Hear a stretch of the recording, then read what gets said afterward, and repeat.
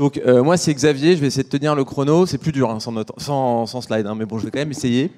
Je suis arrivé dans la maison Chanel il y a 4 ans à peu près, un peu plus, un mois avant le Covid, pour travailler sur la transfo digitale et ce qu'on appelle maintenant la Digital Academy.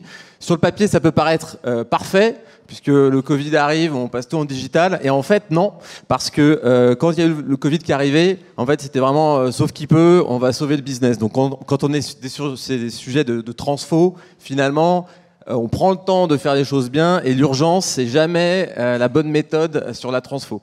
Donc ça m'a permis d'arriver, de me poser. Chanel c'est une entreprise quand même qui prend son temps pour faire des choses très bien, de même manière excellente. C'est un peu le credo de la maison. En 2 mots sur Chanel, 3 petits points. Chanel, c'est une maison qui est drivée à 100%, à 99% par la création. Donc, vous l'aurez compris, pas par la tech, ni par le digital. Ça, c'est un élément très important. Et ça l'était hier, ça l'est aujourd'hui, et ça le sera demain. Ça, c'est évident. Ensuite, Chanel, c'est une entreprise avec un très lourd héritage, un héritage très porteur. Voilà, qui est très incarné et qu'on se doit, nous, en tant que collaborateurs de Chanel, de véhiculer et aussi de pousser.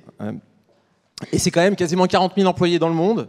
3 divisions, ce qu'on appelle nous des divisions, c'est des corps de métier, donc la mode, parfum beauté, horlogerie, joaillerie, répartis dans 5 régions. J'en reparlerai après, mais le temps passe très vite, je le vois ça. Donc pour vous parler, moi aujourd'hui je voulais vous parler donc d'upskilling. Moi je suis sur la partie digitale, donc tous ces sujets ont été déjà globalement abordés. J'aime bien aussi, comme je sais plus qui le disait, mais voilà, partir sur des bases chiffrées. J'ai lu ne serait-ce qu'hier en fait une enquête qui a été sortie par General Assembly, qui est un gros acteur, peu concurrent du Hub d'une certaine manière, mais un acteur mondial du learning qui est focus e-learning. Donc eux, l'arrivée de l'IA pour eux, c'est quand même c'est un gros changement. Et ils ont sorti une étude sur l'état de la tech et des talents aujourd'hui. Et donc j'ai retenu 3 chiffres. Le premier, c'est que 93% des leaders RH dans le monde admettent que très rapidement les job desks en grande partie sont obsolètes. Donc ça c'est quand même compliqué sur la tech. Okay, ça c'est 93%, c'est beaucoup. Aussi que 30% de ces RH admettent, et donc c'est pour ça que ce 30% il est quand même assez important, parce qu'ils admettent que finalement ils n'ont pas vraiment d'idée précise des responsabilités quotidiennes de leurs équipes digitales, parce qu'ils ne savent pas très bien comment ça marche. Donc à mon avis ce 30%, au vu de la question, c'est plutôt un 50% dans la vraie vie. Et enfin le dernier chiffre que j'ai vu, tout simple, c'est que 50% de ces entreprises concernées travaillent sur l'upskilling de leurs employés. Donc là, verre à moitié vide, mais verre à moitié plein, j'arrive pas à le lire. 50% pour une grosse entreprise, ça peut paraître énorme. Et en même temps, la question c'est, qu'est-ce qu'on fait des 50% autres? On leur donne rien à ces gens-là, donc ça paraît un peu bizarre. Et en même temps, je comprends que 50% c'est quand même un gros chiffre. Ils sortent de ça 2 recos. La première, qui est évidente, c'est toujours s'appuyer sur des vrais problèmes business pour construire une formation, surtout dans la tech, avec un pas de temps très, très court et en même temps besoin de vision. Et évidemment, ne jamais s'endormir sur les talents existants. Okay, j'ai recruté quelqu'un qui est super fort. Si je fais rien, d'ici 1 an, il sera sans doute très moyen. Et surtout, le pire, c'est que si on lui donne rien, il pensera qu'il est super fort toujours, alors qu'en réalité, il sera vraiment déconnecté, ce qui est encore une fois d'autant plus vrai dans l'IA avec la tech. Voilà, tout ça, c'est encore plus vrai. Donc ça, je passe sur cette étude. Ensuite, je reviens à Chanel. Donc moi, je travaille dans la région Europe, qui est assez éloignée de la création. Donc je suis loin des secrets, des égéries, tout ça. Je suis assez loin de ça. Dans les régions, on est vraiment proche des boutiques, du business, des clients. Dans la région Europe, donc qui prend pas l'Angleterre, mais qui prend toute l'Europe jusqu'au Moyen-Orient, donc ça va assez loin. On est quasiment 4000. Et là-dedans, moi je suis en charge de la Digital Academy, je travaille pour l'équipe digitale de manière générale et j'anime une communauté qui est passée de 10 à 200 personnes. Donc 10, c'était vraiment quand je suis arrivé, c'était vraiment pour lancer quelque chose. 200 personnes, c'est beaucoup et en même temps peu. On est quand même connecté à ces gens-là et en même temps on ne peut pas leur parler tous les jours. C'est un bon format. Et dans ces 200 personnes, on va trouver à la fois des équipes digitales, des équipes de la tech, de l'IT, qui ne sont pas forcément les mêmes, des équipes qui sont dans les pays, donc là qui vraiment opèrent le business, qui sont vraiment au contact des clients, et puis la strat, le business, des gens qui finalement font la traduction, si j'utilise comme ça, des équipes produits, donc des divisions métiers, puisque l'organisation est matricielle, dans les régions. Et ça fait à peu près 200 personnes. autour du digital, c'est des missions diverses et variées, et ces gens-là, en fait, c'est à nous, à l'académie, donc quand je dis nous, on est deux, hein, c'est moi plus une autre personne, et de les animer. Et alors la vision, enfin c'est même pas une vision, c'est une organisation très simple qu'on a, à qui on parle et qu'est-ce qu'on produit. À qui on parle, donc c'est les 200, au-dessus, c'est tout Chanel Europe. L'idée, c'est de se dire qu'est-ce que nous, en tant que Digital Academy, on peut proposer à tout type de collaborateurs Chanel, c'est-à-dire dans le retail, mais aussi à la compta, c'est toujours l'exemple utilisé.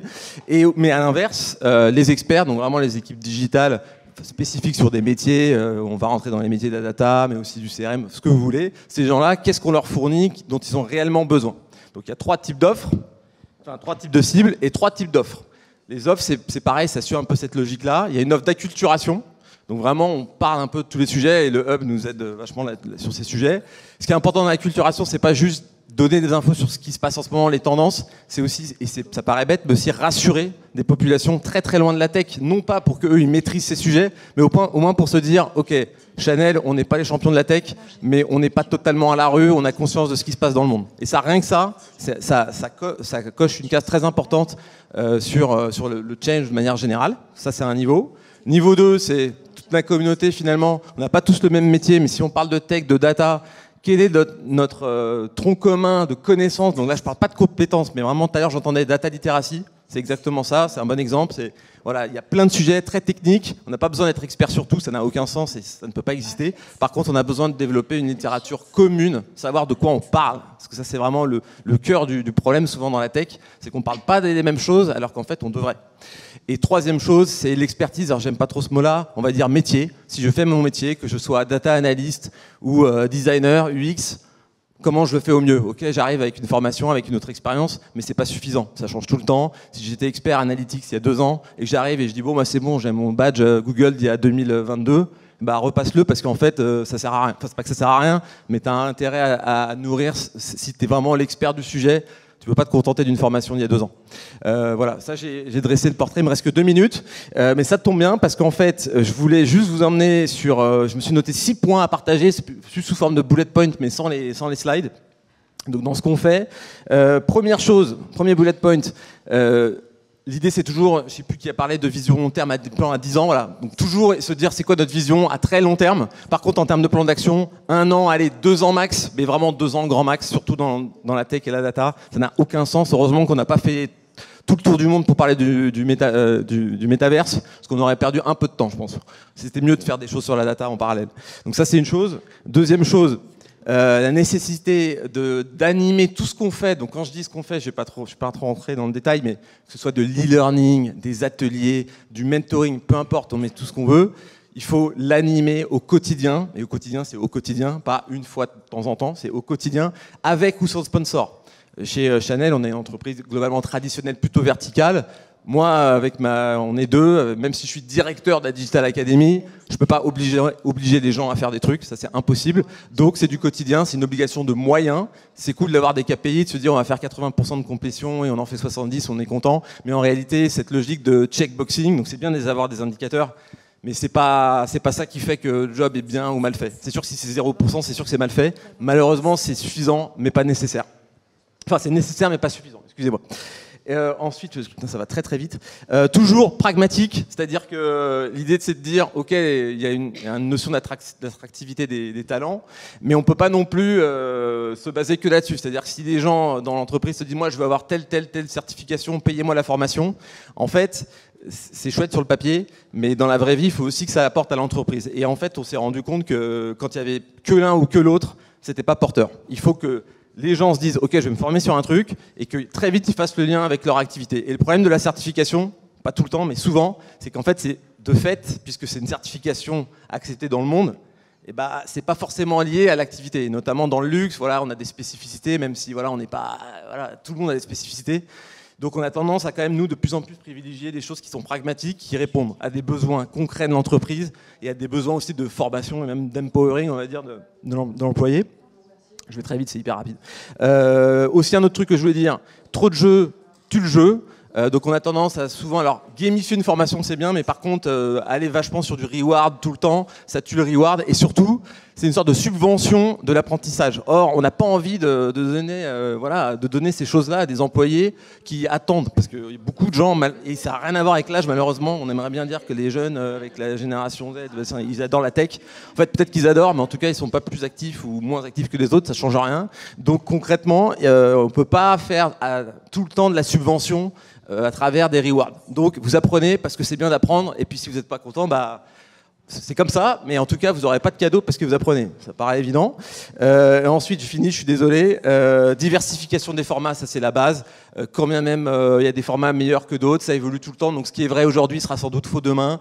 Moi ma seule, basée sur mon expérience, c'est qu'en fait il n'y a pas de vérité absolue, il faut toujours varier les formats. Parfois on se dit là c'est trop long, c'est trop court, mais en fait c'est juste lié au fait que ce soit bon ou mauvais. Donc en vrai, faut essayer plein de choses, jamais s'arrêter. Et enfin, ma petite... Non, j'avais encore un dernier point, une conclusion.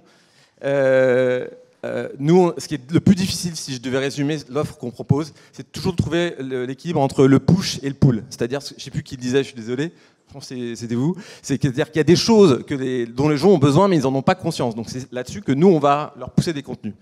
Et le reste, on est là, nous, à la Digital Academy, pour répondre à des besoins, et jusqu'à du mentoring one-to-one avec des experts d'un sujet. Si mon collaborateur est capable de dire en une phrase ce dont il a besoin de manière très précise, et pas juste « je veux me former au digital », ça, d'une, c'est très rare, et deux, nous, on adore, parce qu'on va chercher, on va essayer de répondre à un besoin très spécifique, et on n'a pas peur d'aller jusqu'à de l'office hour, 1 heure, on va chercher quelqu'un, par exemple, de l'écosystème de start-up, et on va le mettre en face d'un collaborateur à qui on a envie d'investir, forcément, pas quelqu'un qui n'a jamais envie de rien, mais en tout cas qui est capable de formaliser son besoin très précis. Et enfin, ma conclusion pour de vrai, c'est que dans la tech en particulier, on a tendance, et ça on fait ça à mon avis depuis 25 voire 30 ans, même avec l'arrivée du mail, comme ça c'est censé faciliter la vie des gens, on n'a jamais pris le temps, on prend jamais assez le temps d'expliquer comment fonctionne un mail, et je pense qu'aujourd'hui encore 90% des gens n'ont pas vraiment compris comment utiliser un mail, parce qu'on n'a jamais expliqué, et donc encore pire si on parle